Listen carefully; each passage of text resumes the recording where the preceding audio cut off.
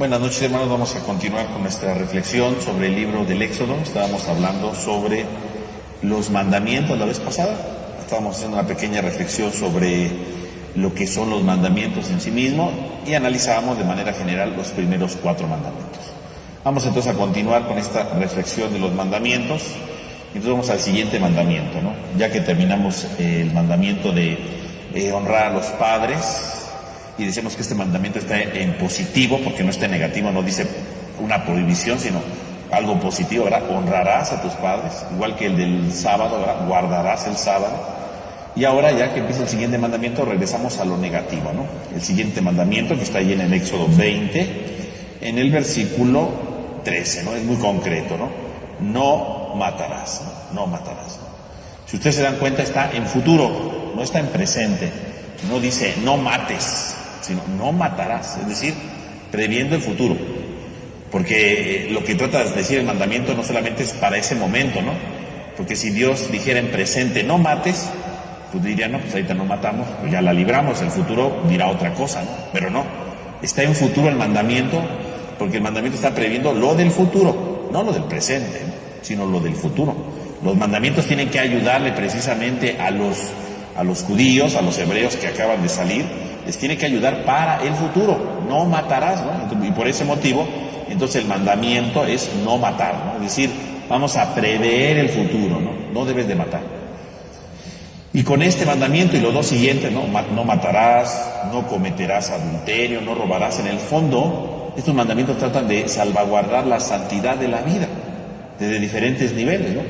La vida en el sentido de no quitarla, no matar.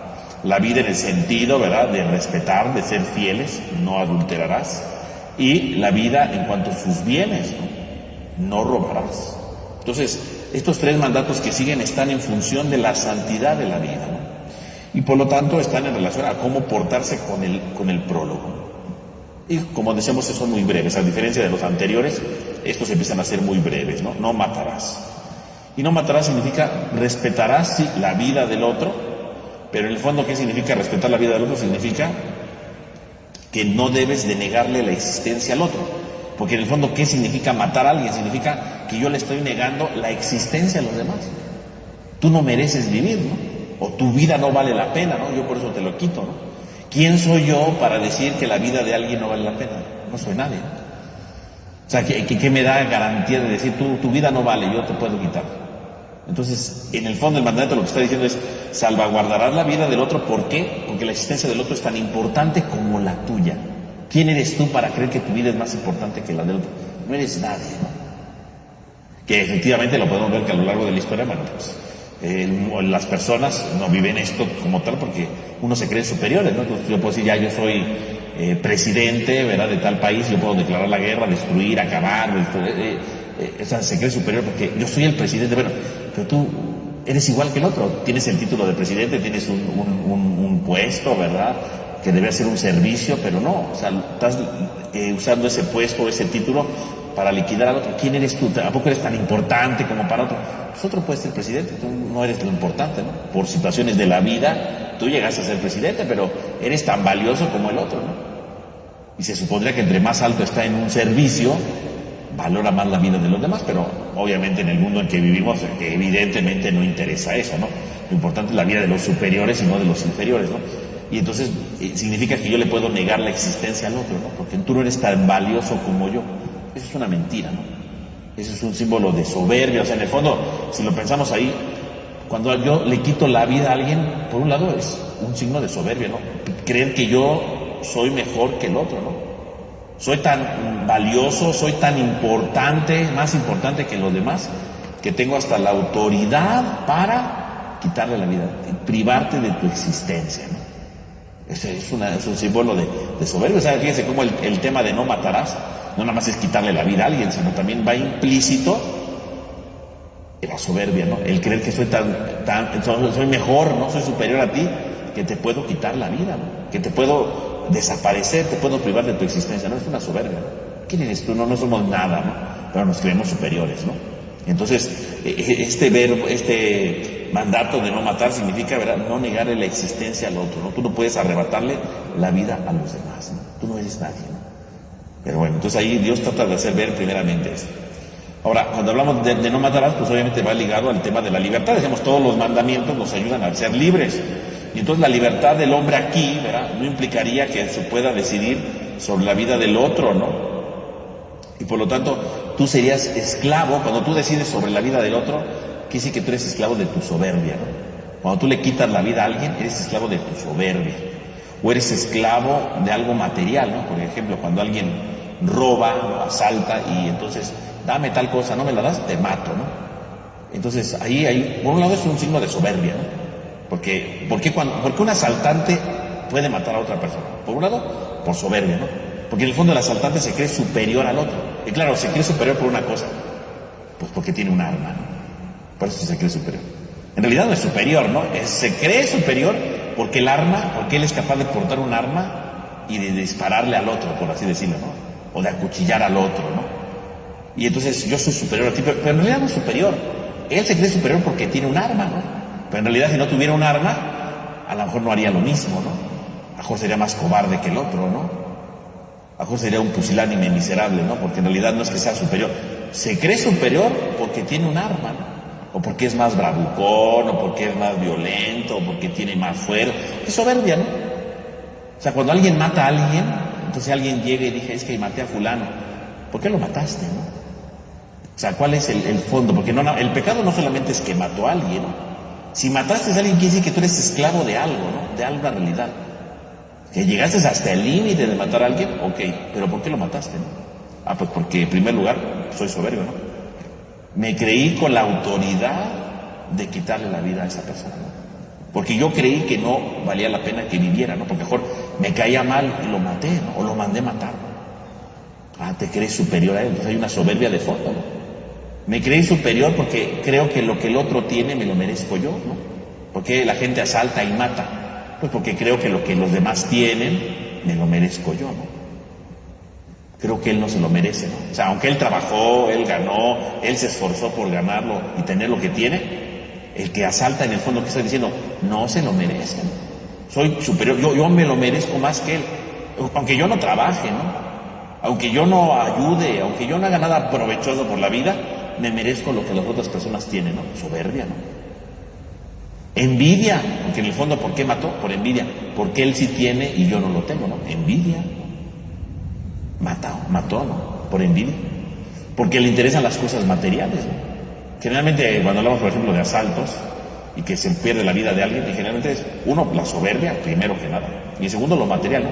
Que sí que le estoy dando más valor a lo material que a lo que vale esa persona, ¿no? Es más valioso su teléfono que su vida, ¿no? Así es, ¿no?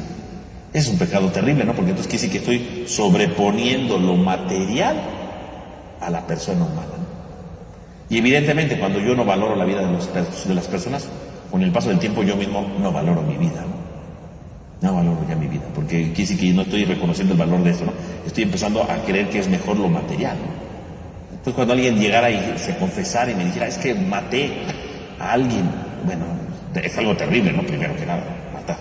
Pero luego tendríamos que analizar, bueno, y si tú mataste, ¿cuál es tu pecado?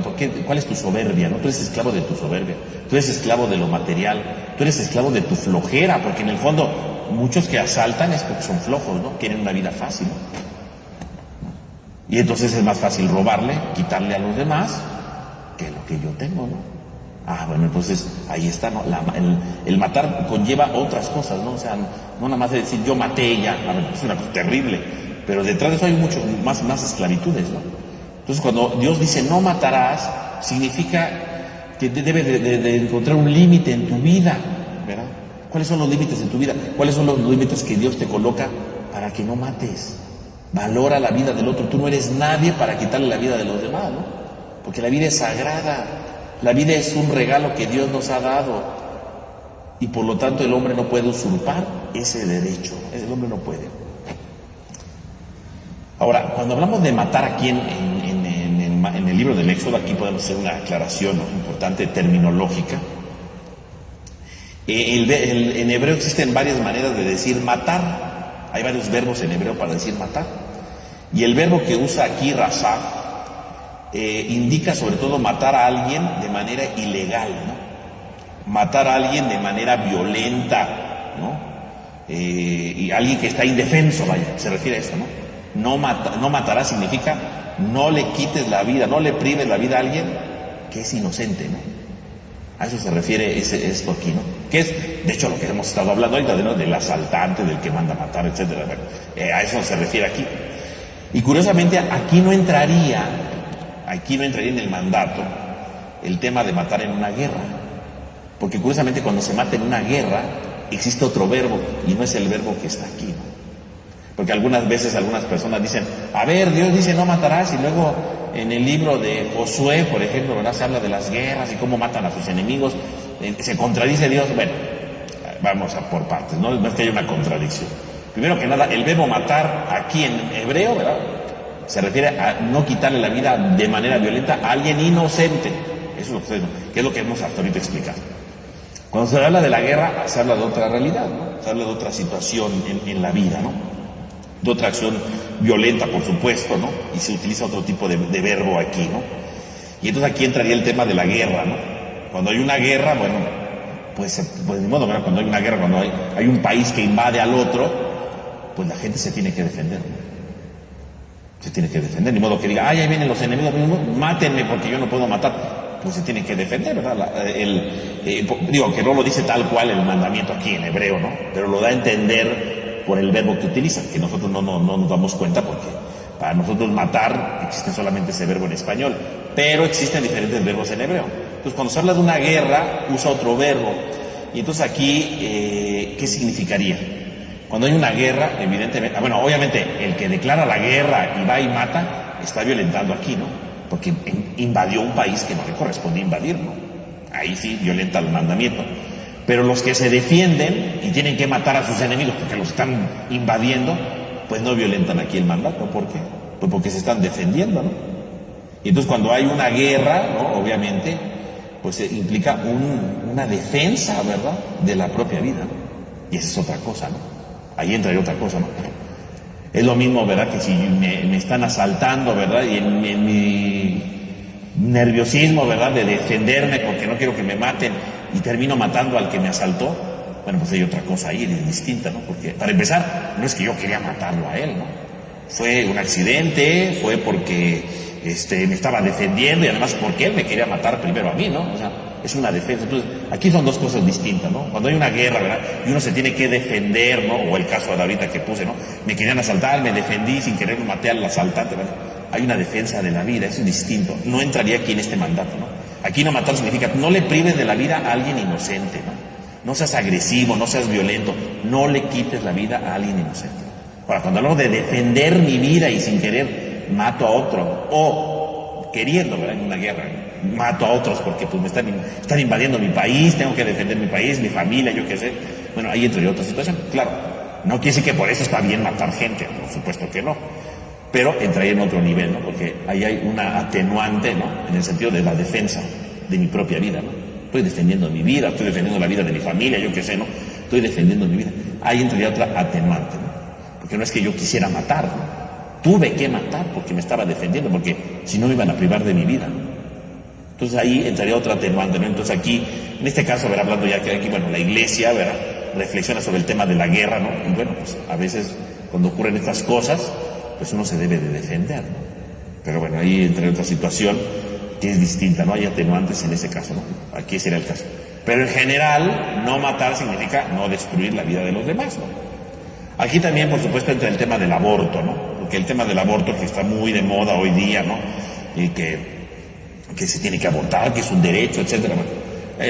La iglesia es muy clara en esto, ¿no? La iglesia dice que abortar, pues es privarle la vida a alguien que está en el vientre de su madre, y es alguien inocente, ¿no? Lo que ahorita decíamos, ¿no? No matarás así, no le quites de manera violenta la vida a alguien que es inocente, que está indefenso, ¿no? Un aborto, pues es quitarle la vida a alguien que está indefenso, ¿no?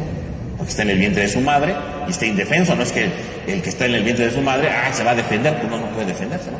Y es una muerte violenta, no es que sea una muerte tranquila, relajada, no, es violenta, ¿no? Porque lo van destazando por dentro, ¿no? Entonces es una muerte violenta, ¿no? Aquí, independientemente de si es derecho, que si no, bueno, todos pueden tener derechos, pero también lo tiene el ser que viene en el vientre de la madre, ¿no? Tiene su derecho, ¿no? Es que no es persona porque está dentro del vientre. Pueden decir lo que quieran, de todos modos, es un ser vivo que está dentro, ¿no? Cuando uno empieza a analizar todo, verá cómo empieza a formarse un niño en el vientre de la madre, es una cosa extraordinaria, ¿no? Cómo la vida va surgiendo en el interior. ¿Cómo pueden decir que eso no tiene vida? Tiene vida, claro que sí. Simplemente, y abortar es simplemente quitarle la vida a alguien de manera violenta, a alguien que era inocente y que estaba indefenso, punto. Entonces, el aborto entraría en este sentido, ¿verdad? Hablando ya desde la perspectiva de la Iglesia, ¿no? Entraría de esta perspectiva. Claro, en la época de los 10 mandamientos no entraba esa discusión todavía, ¿no? Pero si lo analizamos ya desde este punto de vista, ahí entraría, ¿no? Entonces, para como completar la idea, ¿no? De lo que vemos, ¿no? Ahora, aquí esto de no matar, obviamente, regresando ya al texto, ¿verdad? El libro del Éxodo, es una cosa que ha sido muy difícil, ¿no? No matarás, o sea, no le prives la vida de los demás. Y ciertamente ha sido una cosa muy complicada. Aquí el mandato es muy claro, no matarás. Pero ciertamente que la gente en aquellos tiempos, como en algunos sectores, ¿verdad? de nuestra vida hoy día, a la gente le gusta matar. Incluso el mismo Dios, ¿verdad? En el mismo libro del Éxodo más adelante, pone otros límites, porque como la gente es agresiva por naturaleza, ¿verdad? Como la gente es agresiva por naturaleza, entonces Dios se da cuenta que sí, el mandato dice no matarás, pero había gente que no obedecía, ¿no?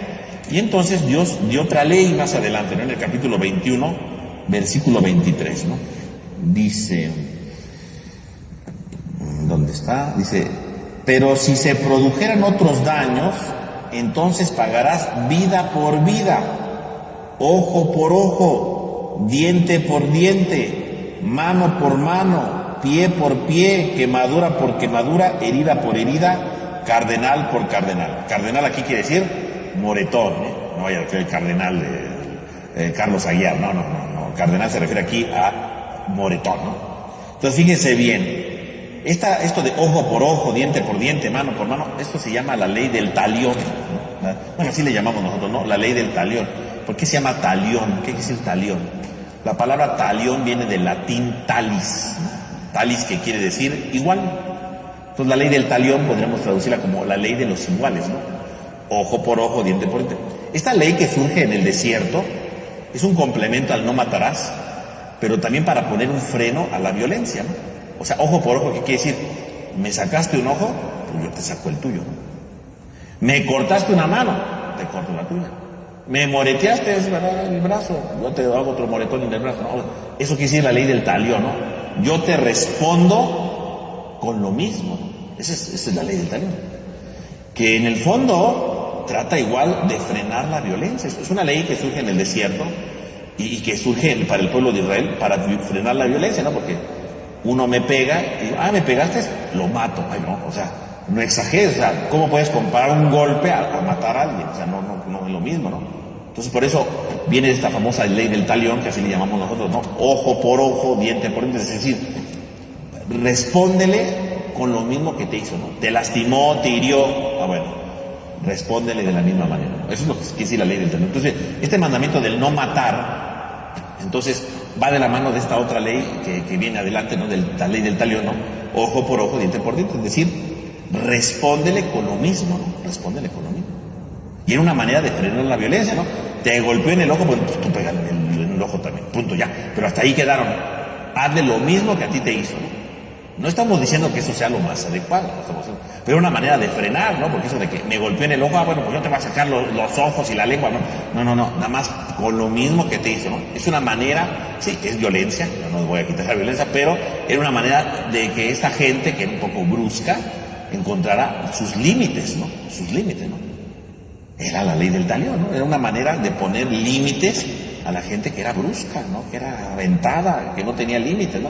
Esa ley, por lo menos algunos deberían vivirla, pero eso ni lo viven, ¿verdad? Me golpeaste, te voy a destruir. No, ojo por ojo, diente por diente. Es una ley que surge ahí. Pero esta ley que surgió en el desierto, incluso desde el punto de vista cristiano, ni siquiera estamos llamados a vivirlo, ¿eh? Esta ley fue superada por Jesús, ¿no? Porque Él lo dice en el Evangelio, ¿no? En el Evangelio, en el capítulo 5 del Evangelio de San Mateo, Él habla de la ley del talión. La recuerda Jesús, ¿no? Dice Jesús, ¿no? Mateo 5, ¿no? Vamos a leerlo para recordarla, porque esto nos ayuda a ver a la luz del cristianismo justamente estas leyes, ¿no? Ojo por ojo, diente por diente, dice Jesús. A ver, no. ¿Verdad? Porque uno diría, bueno, pues voy a vivir yo la ley del talión con mis hermanos. No. Dice Mateo 5:38, ¿no? Han escuchado que se dijo ojo por ojo, diente por diente, la ley del talión. Pues yo les digo, no resistáis al mal, antes bien, al que te abofetee la mejilla derecha, ofrécele la otra. Al que quiera pleitear contigo para quitarte la túnica, déjale el manto. Y al que te obligue a caminar 1 milla, vete con él 2. Al que te pida, dale. Y al que le pide que le prestes algo, no le vuelvas la espalda. Entonces ahí tenemos nosotros como Jesús incluso dice, bueno, la ley del talión ya sirvió en su tiempo, ojo por ojo, diente por diente. Yo te digo que no. Al que te abofeteó una mejilla, preséntale la otra. Te abofeteó, tú también abofetealo, ¿no? Dice Jesús, preséntale la otra. Esto es muy importante, porque entonces aquí Jesús lo que está diciendo es que el cristiano no solamente está llamado a no matar, ese es el primer paso, ¿no? Y el no matar no significa ponerle frenos con la ley del talión, ese era otro paso. Dice Jesús, no, el cristiano ya no está ni siquiera para esto. El cristiano debe de superar el no matarás, debe superar la ley del talión, ¿cómo? Poniendo la otra mejilla. O en otras palabras, perdonando, ¿no? Es lo que está diciendo Jesús. El cristiano. O sea, el que vive la ley del talión no es cristiano, ¿no? O sea, es que a mí me pegaron, yo le voy a pegar. Bueno, la ley del talión son frenos a la violencia, está bien. Pero eso no es cristiano. Jesús no dijo que eso era cristiano. El cristiano es el que pone la otra mejilla. Y como lo hemos dicho en otras ocasiones, poner la otra mejilla no significa que me peguen y bueno, pégame en el otro. No. Poner la otra mejilla significa perdonarle, regresarle la ofensa. Porque golpear la mejilla, en el contexto que habla Jesús, no se refiere a una cachetada así, ¿verdad? Con la palma de la mano, porque a veces pensamos que es la cachetada esta. No, el golpear la palma, el golpear la mejilla, era con esta parte, era con el dorso de la mano, ¿no? Era pegarme así, ¿no? Y esto no era un golpe para lastimar al otro, era un golpe para ofender. Una manera de ofender en ese tiempo era pegando con esta parte, porque esto es, o sea, un golpe así significa que lo estoy cacheteando, que le quería dar un golpe, ¿no? Pero golpearlo con esta parte de la mano es una señal de desprecio, ¿no? Tú no vales nada, ¿no? Poner la otra mejilla significa que no acepto su desprecio y se lo regreso. Digo, no me importa, tu desprecio no me daña. Ni te voy a ir a denunciar, ni me voy a tomar consecuencias legales contra ti, ni voy a golpearte, no, nada. Pongo la otra mejilla como diciendo, no me interesas, te perdono, no, tu ofensa a mí no me lastima, ¿no? Y entonces ya no es ojo por ojo, diente por diente, no es, me despreciaste, ahora yo te voy a despreciar, no. Pongo la otra mejilla como diciendo, pues pégame si quieres, o sea, tu desprecio a mí no me hace daño, adelante, vive tu vida feliz, yo voy a vivir la mía, tranquilo. A eso se refiere Jesús, ¿no? Con poner la otra mejilla. No está diciendo que nos dejemos golpear, no aceptes el desprecio de los demás. Te hizo algo, bueno, pues ya perdónalo, ya déjalo que él siga su vida. Si es un agresivo, déjalo, tú sigue adelante. No te vuelvas como el otro, ¿no? No te vuelvas vengativo como el otro. No te abajes a hacer como el otro, ¿no? A eso se refiere esto, ¿no? Entonces, este mandamiento de no matar implica todo esto, ¿no? Entonces, no matarás, entonces habla de toda esta realidad, ¿no? No solo de la vida del otro físicamente, ¿no?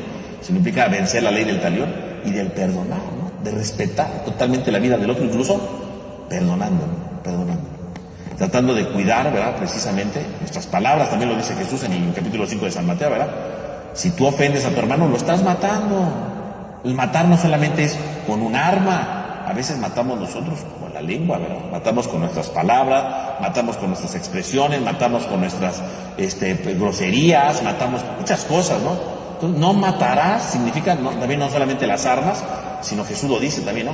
No matarás significa también con la lengua, con las palabras, ¿no? Al que sea, ¿verdad? Lo dice Jesús ahí. Vamos a leerlo para que no digan que estoy inventando cosas, ¿no? Entonces también aquí en Mateo 5 lo dice, ¿no? Dice Mateo 5, en el versículo, ¿dónde está? Acá. En el versículo, a partir del 21, ¿no? Dice, han oído que se dijo, no matarás, y aquel que mate será reo ante el tribunal, ¿no? El mandamiento de la ley, ¿no? Pues yo les digo, todo aquel que se encolerice con su hermano será reo del tribunal. Fíjense, será reo del tribunal. El que se encolerice. O sea, enojarme con mi hermano equivale aquí, dice, a matar. Y será llevado también ante el tribunal.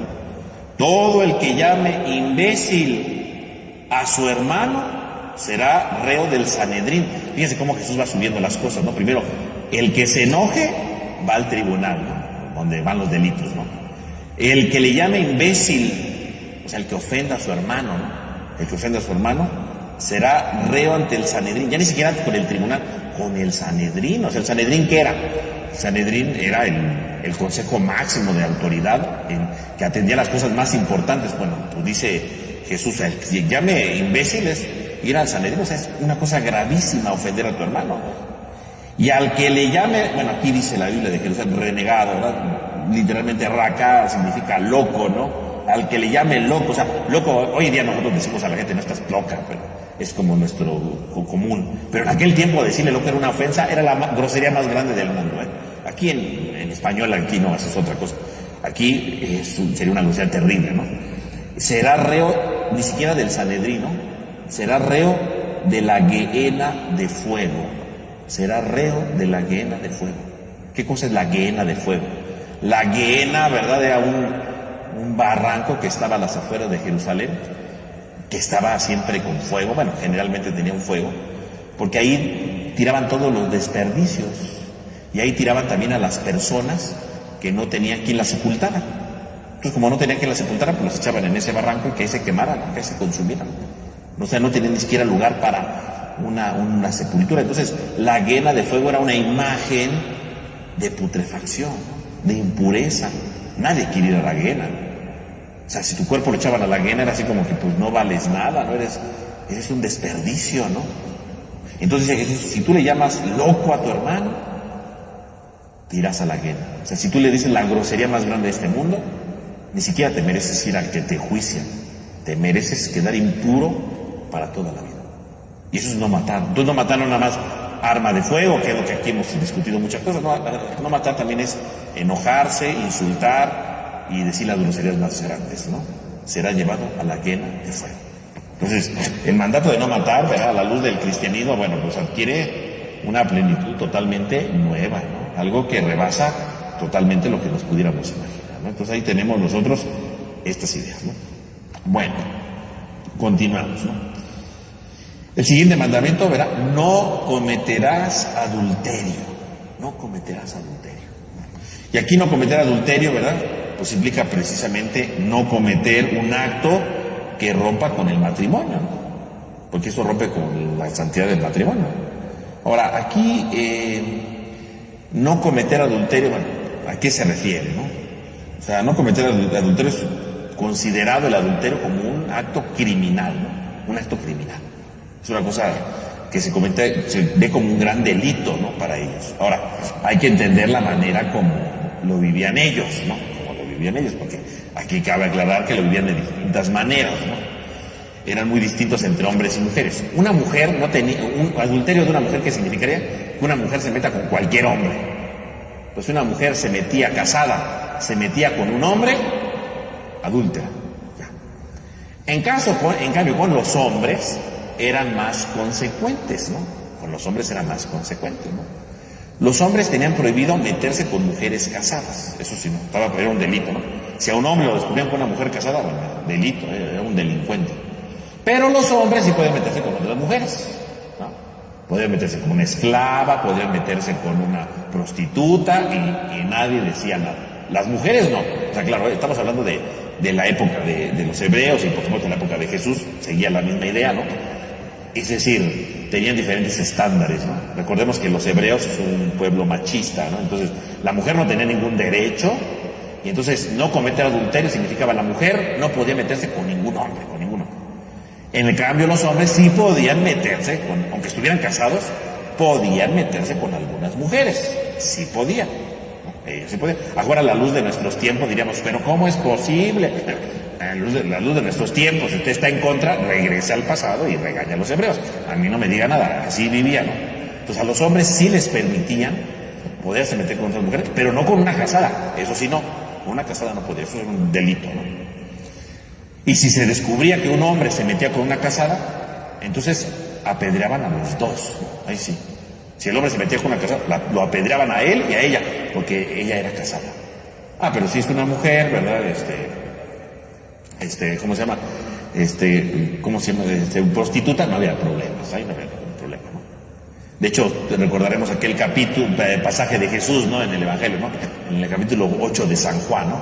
Cuando le llevan a la prostituta, ¿no? Ya quieren allá apedrearla, ¿no? Y Jesús dice, a ver, el que esté libre de pecado, que aviente la primera piedra, ¿no?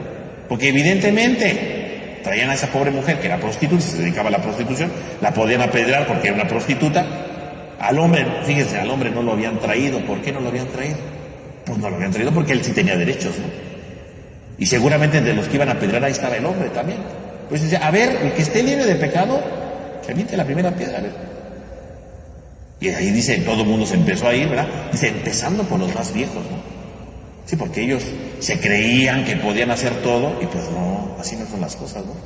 Ellos tienen que entender que la cosa no es así, ¿no? Tienen que captar que las cosas son distintas, ¿no? Entonces Jesús trata de darle un nuevo sentido a todo esto, ¿no? Incluso el libro de Deuteronomio, en el capítulo 22, ¿no? Va dando los castigos para el adulterio, ¿no? Dice, ¿qué pasa si una joven desposada, ¿no? Es decir, que ya se iba a casar, tiene relaciones con un muchacho dentro de la ciudad? Entonces, por ejemplo, una muchacha ya se va a casar, porque antes no creía que se casaba nada más así, luego se casaba. Tenía que pasar un tiempo, primero se desposaba, así como pedían su mano, pero ya pedir su mano significa que ya estaba casada en la primera etapa, ¿no? Y a partir de ahí no podía relacionarse con ningún otro hombre, ¿no? Hasta el día de la boda ya se casaban y vivían juntos los esposos. A ver, si una desposada se juntaba con un muchacho, ¿verdad? Y la descubrían dentro de la ciudad, inmediatamente decían, esa estaba desposada, vamos a matarlo. Al muchacho lo perdonaban porque él podía decir, es que me engañó. Pero a ella, como ya estaba desposada, la podían apedrear. Dice el libro de Deuteronomio en el capítulo 22, si está desposada, pero tiene relaciones fuera de la ciudad, puede haber el beneficio de la duda porque nadie los vio, ¿no? En la ciudad sí, porque todo el mundo anda chismoso, ¿no? Pero fuera de la ciudad no había nadie. Es que creo que se salió con este muchacho y tú. No la van a lapidar porque hay el beneficio de la duda, hay que darle una chance. Ahí se salva la mujer, fuera de la ciudad. Y si es alguien que no es desposada, o sea, no estaba prometida con nadie, y tiene relaciones con un muchacho, y lo descubren infraganti, entonces el muchacho, por haberse aprovechado de la muchacha, tiene que pagarle al papá la dote, y se tiene que casar con ella. Ahí sí. Entonces ahí no apedrean a la mujer, porque la mujer, ¿cómo se llama? No era la culpable. Entonces, el muchacho tiene que pagar ahí la dote y tiene que casarse con esa muchacha por haber tenido relaciones. Si lo descubrieron, ¿no? Ahí tendría que ser. Entonces, esa sería como la historia, ¿no? Ahora, si el señor ya estaba casado, bueno, de todos tiene que pagar, ¿no? Y entonces ahí viene un problema más grande. Pero bueno, entonces, podemos ver cómo los judíos tenían sus reglas respecto a todo esto, ¿no? Jesús también va a dar la plenitud del mandamiento del adulterio, ¿no? ¿Verdad? Dice, han oído que se dijo, no cometerás adulterio, ¿no? En Mateo 5:27, ¿no? Pues yo les digo, todo el que mira a una mujer deseándola, ya cometió adulterio con ella en su corazón. Si tu ojo derecho es ocasión de pecado, sácatelo y arrójalo de ti. Más te conviene que se pierda uno de tus miembros que todo tu cuerpo sea arrojado a la gehenna. Y si tu mano derecha es ocasión de pecado, córtatela y arrójala lejos de ti, porque más te conviene que se pierda uno de tus miembros y no que todo tu cuerpo vaya también a la gehenna. También se dijo, el que repudia a su mujer, que le dé un acta de divorcio. Pues yo le digo, todo el que repudia a su mujer, excepto en caso de fornicación, se le hace ser adúltera. Y el que se case con una repudiada, también comete adulterio. Pues ahí Jesús ya es muy claro, ¿no? Jesús lleva la plenitud. Entonces, el adulterio dice, no es solamente tener relaciones con una mujer, sino dice, empieza con la vista. Entonces, en el fondo, ¿qué dice Jesús? Cuida la vista, ¿verdad? Cuida tu modo de ver a las mujeres, cuida tu modo de relacionarte con ellas, cuida la vista. El adulterio dice, empieza por los ojos, por eso dice, arráncatelo. Pero no se refiere a que nos quitemos los ojos, ¿no? Los ojos simbolizan en la Biblia la capacidad de comprender la realidad, ¿no?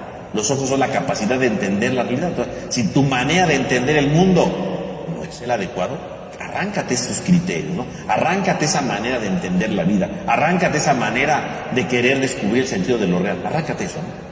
Porque eso no es el sentido de todo, ¿no? Arráncate eso. Entonces, en el fondo, entonces este mandamiento, ya a la luz del cristianismo, pues es un mandamiento que nos invita a salvaguardar la vida de la familia. No cumplir este mandamiento, pues es una rebeldía contra el amor, ¿no? El adulterio, ¿qué es? Es una rebeldía contra el amor, ¿no? Es en contra del amor, ¿no? Porque si yo me casé es porque amo a esa persona, ¿no? Y cuando uno es adúltero, ¿qué significa? Que no le amo totalmente, ¿no? Y cuando alguien dice, no, pues es que tengo 2 mujeres o 2 hombres, ¿verdad? Porque tienen los hombres también las mujeres, ¿no? Es que es que eso es un acto de traición al amor, ¿no? Independientemente de lo que sea, es un acto de amor. Y decimos, todos los mandamientos hablan de esclavitud. Un adúltero es un esclavo, ¿no? Es un esclavo de deseos, ¿no? Es un esclavo de sus deseos, de sus impulsos. Es un esclavo de muchas cosas, ¿no? O sea, cuando alguien viene y dice, es que yo soy adúltero, engaño a mi esposa o engaño a mi esposo, habría que pensar, bueno, usted es adúltero, pero ya, tiene un pecado, ¿no? Que es el adulterio, ¿no?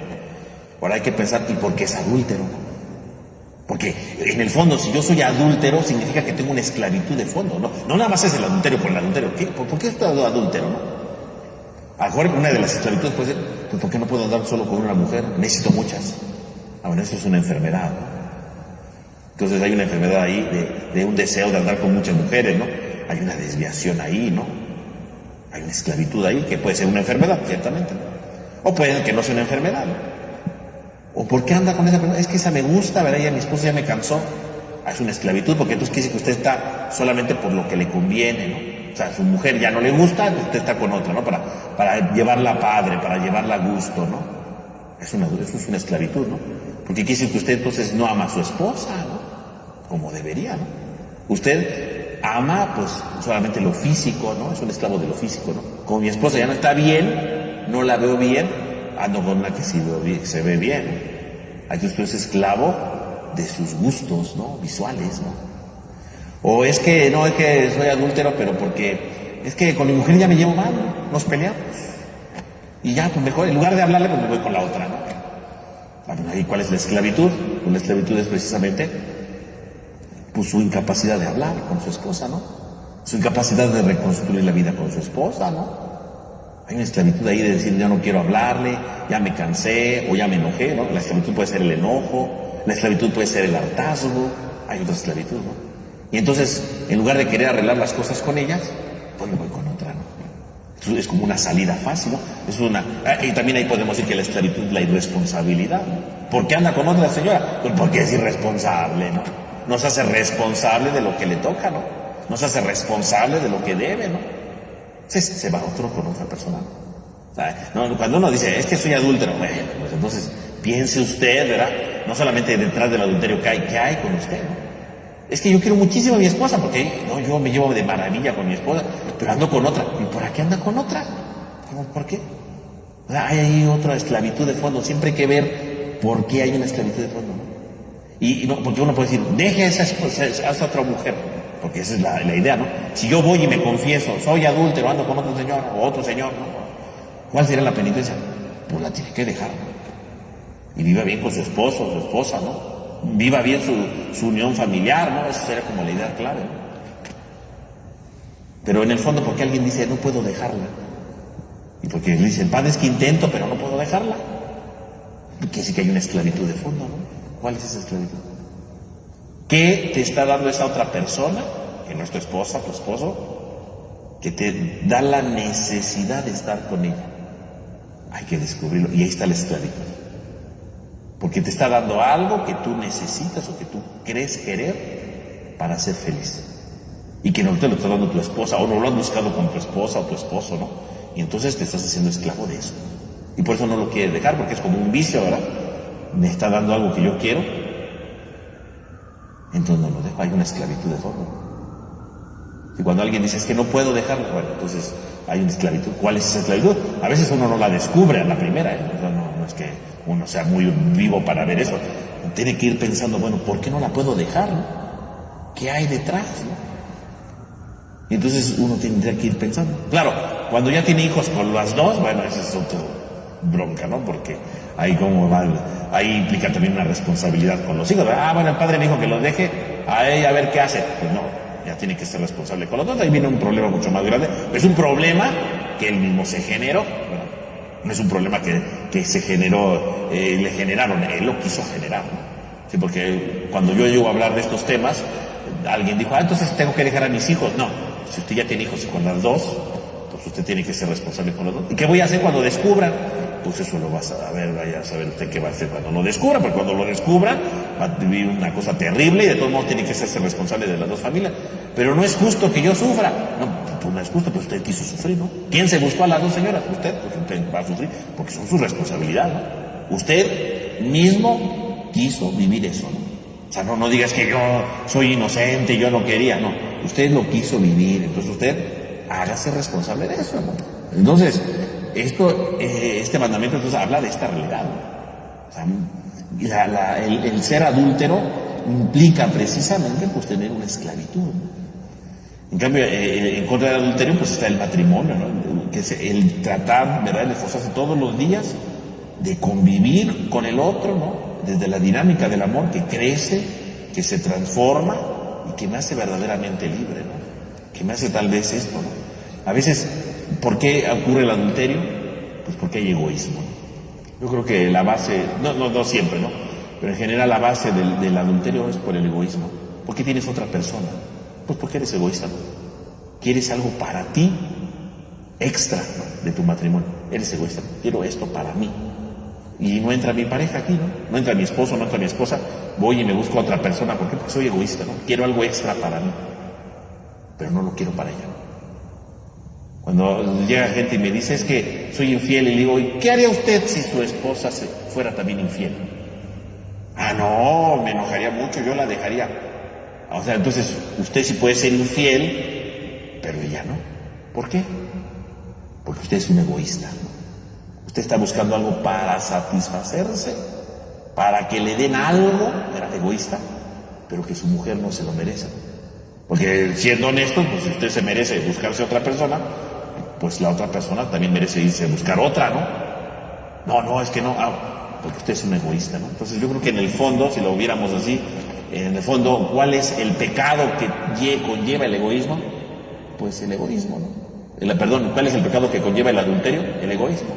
Porque estoy queriendo tener otra cosa que yo necesito, pero que no quiero para mi pareja. Y que por lo tanto, lo estoy buscando por otro lugar para que precisamente esa persona no lo tenga o no lo obtenga o yo qué sé, ¿no? Pero es un egoísmo, ¿no? Y en el fondo decíamos, ¿por qué no puede dejar a la otra persona? Habría que analizarlo, pero una de esas es egoísmo, ¿no? Quiero algo para mí, pero que no quiero para la otra persona. Y entonces ya no es un matrimonio total, ¿no? Ya no hay un amor pleno, porque ya no está la donación de la otra persona, sino está totalmente el egoísmo, la incapacidad de encontrarme con el otro. Bueno, entonces pues habría que reflexionarlo, ¿no? Entonces ahí está como este camino hacia la verdadera libertad que debemos de ir teniendo, ¿no?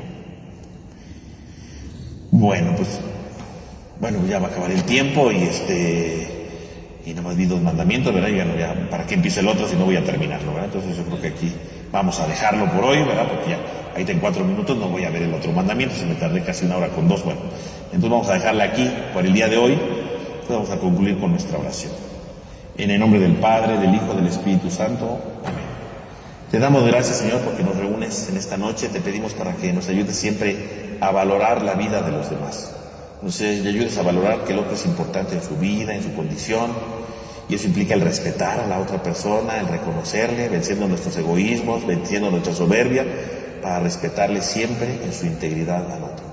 Ayúdanos a ser más humildes y más sencillos para ir reconociendo esto en nuestra propia vida. Te lo pedimos a ti que vives y reinas por los siglos de los siglos, en el nombre del Padre, del Hijo y del Espíritu Santo. Amén. Pues que tengan todos una buena noche, que descansen.